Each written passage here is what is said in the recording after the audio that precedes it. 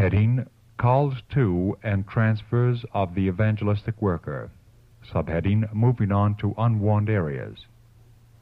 Often the inhabitants of a city where Christ labored wished him to stay with them and continue to work among them. But he would tell them that he must go to cities that had not heard the truths that he had to present. After he had given the truth to those in one place, he left them to build upon what he had given them while he went to another place. His methods of labor to be followed today by those to whom he has left this work. We are to go from place to place, carrying the message. As soon as the truth has been proclaimed in one place, we are to go to warn others. Manuscript 71, 1903. Subheading: Move only when the cloud is lifted. Do not become restless or faithless. Keep the armor girded on for battle. Strengthen your souls in God, and you can do valiantly. In God is our strength and efficiency. When the cloud is lifted and God indicates your duty to open the work in some other field, you can move understandingly. But do not now forsake the field where so much has been done, and where there is still more to be done. Letter 77, 1895. Subheading: The Voice of Duty. The voice of duty is the voice of God, an inborn, heaven-sent guide. Counsels on Health, page 562, 1896.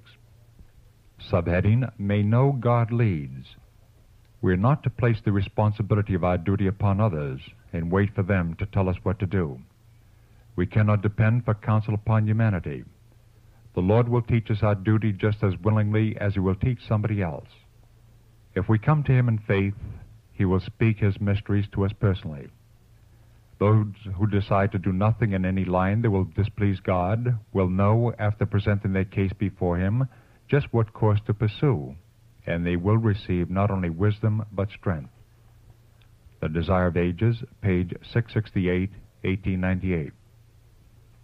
Subheading: Workers with a Sense of Duty. In every advance move that God has led us to make, in every step gained by God's people, there have been ready tools of Satan among us to stand back and suggest doubts and unbelief, and to throw obstacles in our way and to weaken our faith and courage. We've had to stand like warriors, ready to press and fight our way through the opposition raised. This has made our work tenfold harder than it otherwise would have been. We've had to stand as firm and as unyielding as a rock. Some seem to be without an anchor. Such have greatly injured the cause of truth. There are others who seem never to have a position where they can stand firmly and surely, ready to battle if need be, when God calls for faithful soldiers to be found at the post of duty. Some have no idea of running any risk or venturing anything themselves. But somebody must venture, someone must run risks in this cause. Testimonies, Volume 3, pages 315, 316, 1873. Subheading: Evangelists to complete their effort.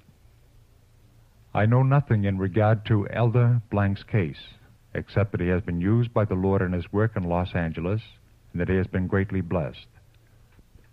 Over 100 have taken their stand for the truth as a result of his labors. At the close of his last series of tent meetings, he thought of changing his field of labor, but he received a petition signed by many of the citizens of Los Angeles asking him to remain and continue his meetings. The Lord has given Brother Blank a spirit of adaptability, with wisdom to plan and carry out his work, and he has blessed him in the bringing out of leaflets, notices, and charts that have aroused the interest of the people. I would say, let Brother Blank labor where his message is evidently accomplishing great good. Those who have come to his meetings have given freely of their means to sustain the work that he has carried forward. For the present, let him remain in Los Angeles, for the Lord is giving him marked success in bearing the message to the people. Let him give the trumpet a certain sound, arousing those who have never heard the truth. May the Lord encourage him to remain in Los Angeles until the church members are aroused to gird on the armor and show that they have a burden to give the message. Let no one, by precept or example, seek to draw Elder Blank from his God-appointed work. Let all take hold with him in an effort to carry the work in clear lines. Letter 75, 1905. Subheading, Guiding Principles in Calling an Evangelist. As to whether it is right for Elder Blank to leave Los Angeles and labor for a time in a northern city, I will say, we must sometimes leave such questions very largely to the man himself. There is too much displacement of the men who are doing a good work, the very work that the Lord has said should be done. Sometimes when a man is having success in his efforts and the interest continues good, the question of moving him to another field ought not to come to him at all, because it only confuses him.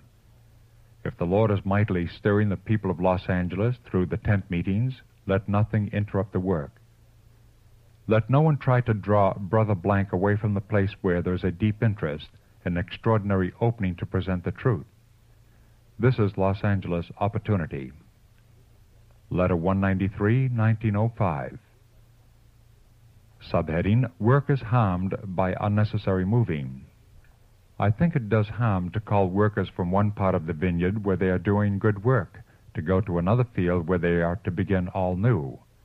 I think it gives the ones called an idea that they are of greater consequence than they really are, and the poor souls will be injured. I caution you on this point of changing workers when there is no necessity. Letter 179, 1900. Subheading, Early Move of Workers Not Understood by Converts.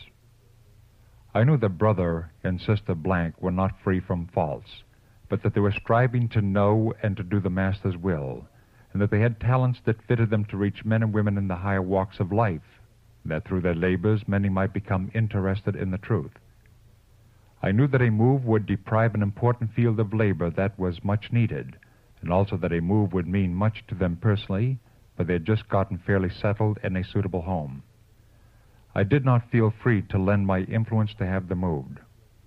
Their removal to another field under such circumstances would cause an unfavorable impression to be left on the minds of those who, through their efforts, had newly accepted the faith. Moreover, if it were indeed true that they possessed objectionable traits of character, the case would not be made better by sending them to another field of labor, for they would carry with them their objectionable characteristics and methods. Letter 48, 1907.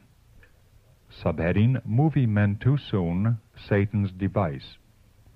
Had the minister utterly refused to listen to the colored, one-sided statements of any, had he given words of advice in accordance with the Bible rule and said, like Nehemiah, I am doing a great work so that I cannot come down, that church would have been in a far better condition.